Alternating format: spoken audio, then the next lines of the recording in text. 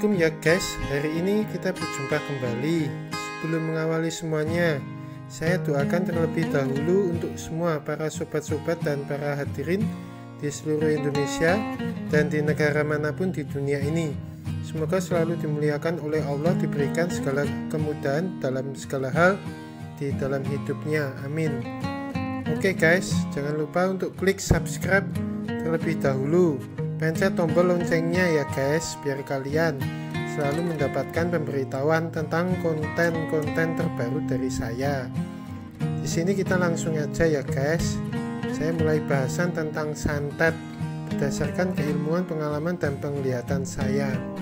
Santet adalah sebuah medium dari proses keburukan, tak akan berhenti hingga mencapai sasaran yang dituju, hingga tertancap, terus-menerus mengincar dan terus-menerus diulang-ulang hingga mengenai yang ditujukan kepada si korban hingga mati atau sakit-sakitan, tergantung niat dan tujuan dari pengirim santet itu sendiri.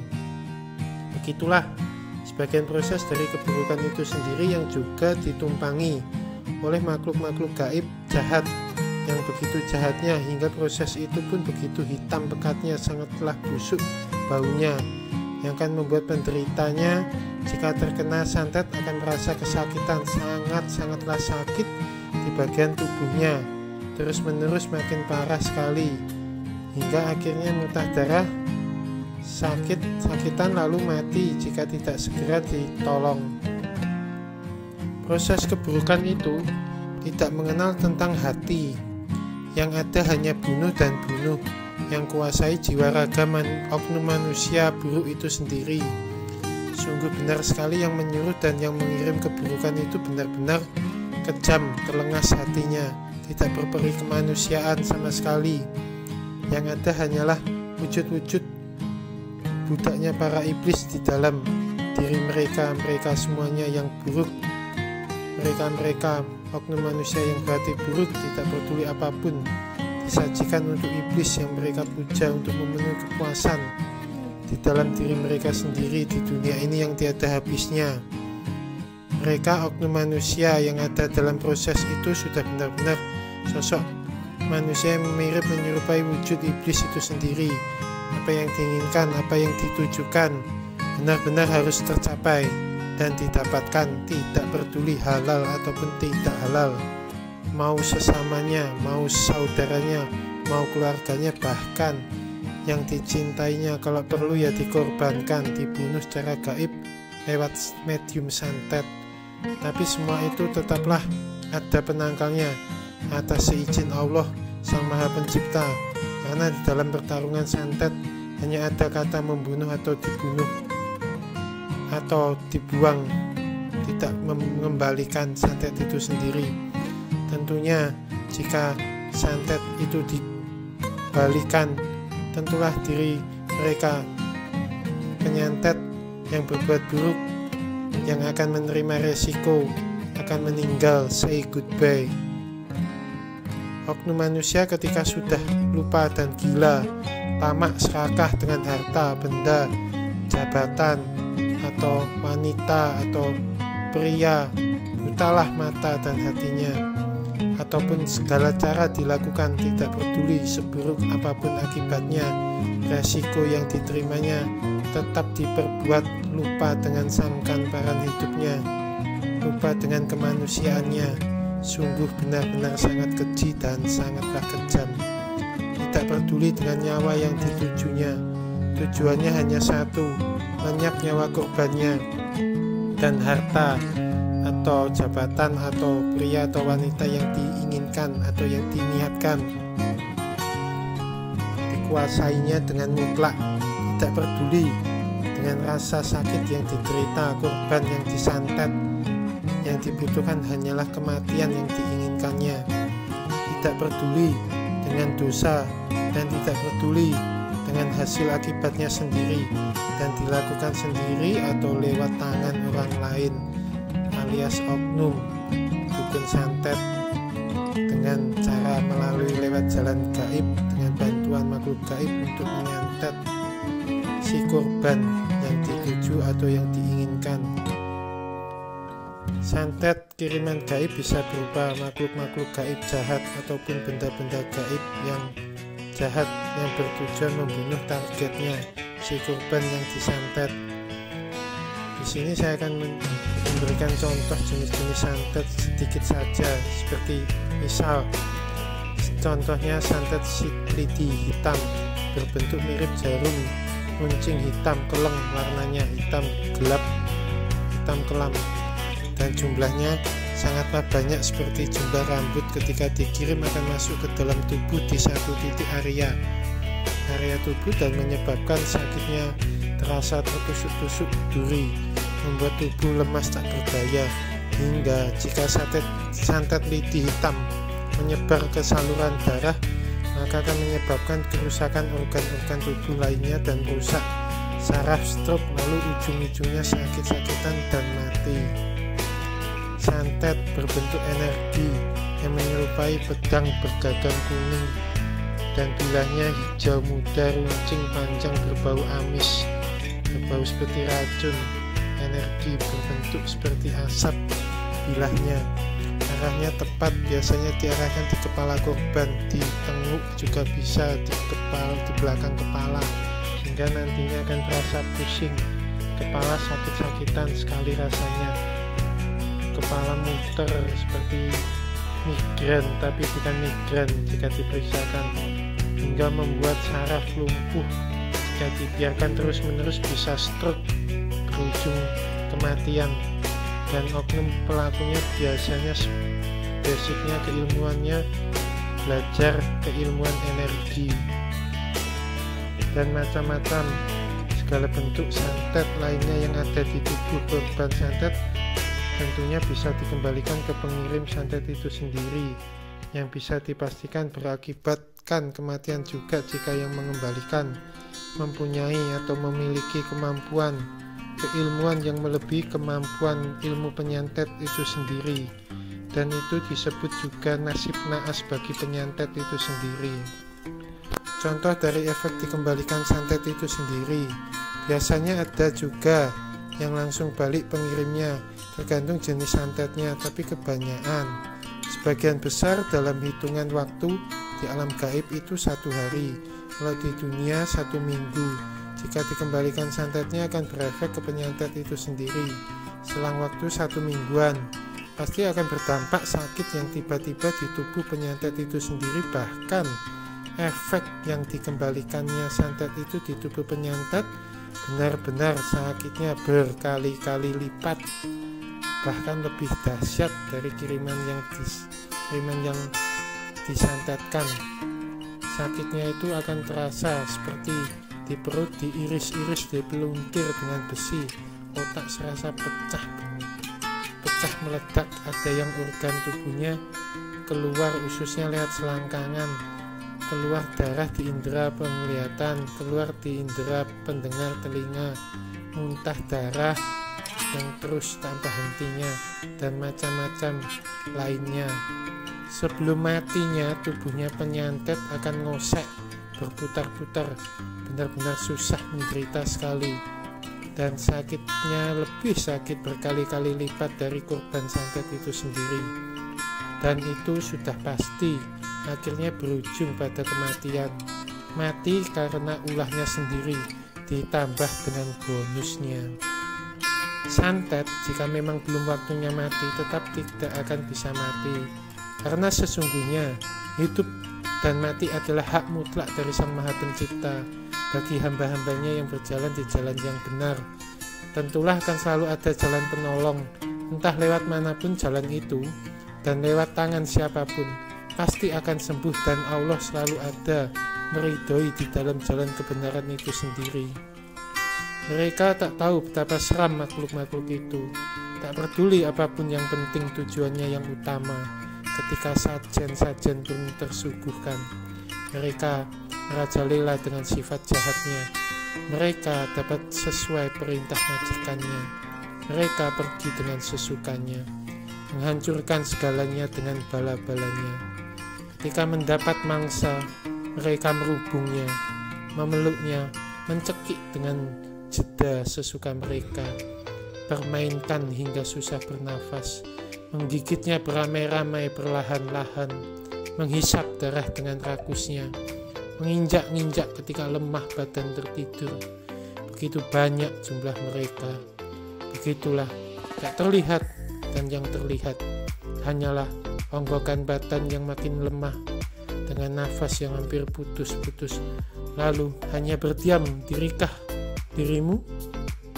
Santet atau membuat sakit, baik dari ilmu putih atau ilmu hitam, juga bisa untuk mengirimkan santet. Semua tergantung sifat dan karakter pemilik ilmu itu sendiri yang menggunakan. Ilmu itu baik putih dan hitam. Jadi jangan mengira orang berilmu putih pun tak bisa mengirim santet. Semua serba bisa dimungkinkan.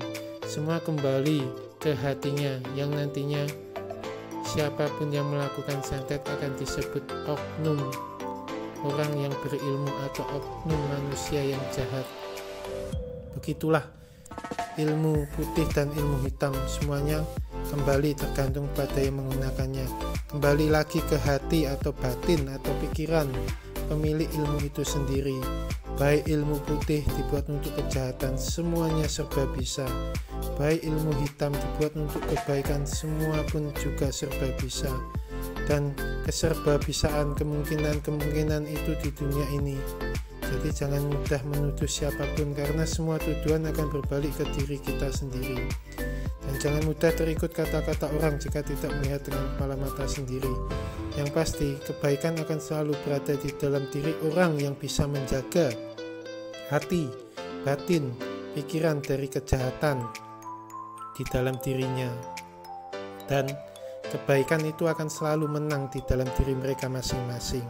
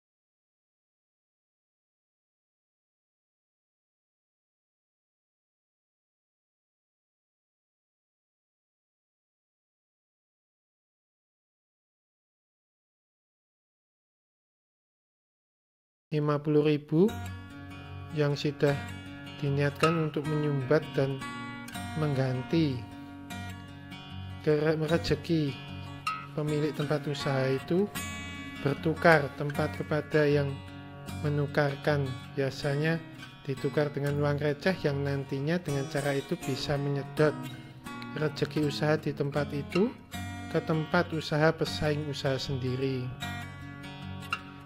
Biasanya dengan mengirim jin jahat untuk menunggu di depan tempat usaha, sehingga pembeli akan melihat tempat usaha itu tutup padahal buka. Bahkan pembeli yang makan di situ akan merasa makanan tidak enak, sangat berbau seperti kotoran, dan bila menanak nasi ada ulatnya. Biasanya ini dilakukan pesaing usaha yang sudah buta hatinya, biasanya dengan memakai jasa jin jahat di tempat usaha pesaing usaha itu sendiri, sehingga jin jahat itu membelokkan pembeli ke tempatnya sehingga tempat usaha itu akan menjadi sepi. Biasanya dilakukan jika berdekatan atau berhadapan tempat usahanya. Biasanya yang agak ekstrim lagi, biasanya berupa tali pocong, foto pemilik usaha rambut atau potongan kuku, pakaian milik korban, tanah kuburan, dan medium lainnya dengan bunga, minyak yang dimantrai dengan sesuatu rapalan kuno, lalu dimasukkan dalam satu botol. Biasanya akan dibantu oleh makhluk gaib jahat dan dipendam tepat di depan tempat usaha. Dilakukan ketika pemilik usaha yang dituju, tokonya atau tempat usahanya tutup, dan dilakukan di malam hari di waktu yang sangat sepi, tidak diketahui oleh orang siapapun. Dan bentuk-bentuk lainnya, cara menangkal santet apapun ya guys, dengan meningkatkan keimanan dan ketakwaan, dengan tekun beribadah hanya kepada Allah Sang Maha Pencipta, menjaga wudunya, dan rajin berdoa berzikir setiap harinya, dengan menjaga hati, batin, pikiran dalam berperilaku kepada siapapun saja supaya tidak menyakiti hati orang lain, dengan memagari badan lewat sarana wasilah alat medium, bisa dengan memiliki pusaka, batu aji, mustika, memelihara hewan, menanam tanaman yang berdaya kekuatan positif yang dipercaya bisa digunakan untuk menolak santet, dengan memagari rumah tempat tinggal atau tempat usaha dengan pagaran gaib tolak santet untuk diri sendiri, dan rumah tempat tinggalnya atau tempat usahanya melalui lewat perantara orang yang linuih dan waskita, dengan membuang rendaman air beras atau air leri di depan tempat usahanya secara rutin setiap harinya, dengan dibacakan doa-doa di air leri itu sendiri yang dipercaya bisa menetralisir santet atau kiriman energi negatif yang menutup tempat usahanya, dengan belajar keilmuan yang positif yang bisa digunakan untuk menangkal kiriman santet yang datang mengganggu diri sendiri, kepada keluarga, bahkan di tempat usahanya yang dikirimi santet akan mudah dinetralisir dengan keilmuan yang dimiliki, yang dipelajarinya sendiri, dan cara-cara lainnya. Begitulah di dalam dunia santet yang sangatlah begitu kejam dan telengas kepada korbannya. Tentunya hanya dengan bekal doa lah yang bisa hanya memberikan perlindungan dan pertolongan, dengan hanya meminta kepada Allah Sang Maha Pencipta, maka kita akan dapat selalu terhindar dari segala hal-hal buruk apapun, termasuk santet jenis apapun. Karena sesungguhnya Allah Sang Maha Pencipta lah yang memegang segala kehidupan di alam semesta ini, bukan oknum dukun-dukun santet tentunya. Hanya dengan doa yang sudah diajarkan oleh Allah Sang Maha Pencipta yang bisa menangkis dan menolak segala kiriman santet dalam jenis apapun. Santet dahsyat apapun akan hancur dengan sendirinya, dan tentu semuanya yang terjadi hanya atas seizin Allah Sang Maha Pencipta, Allah Sang Maha Pemilik kehidupan.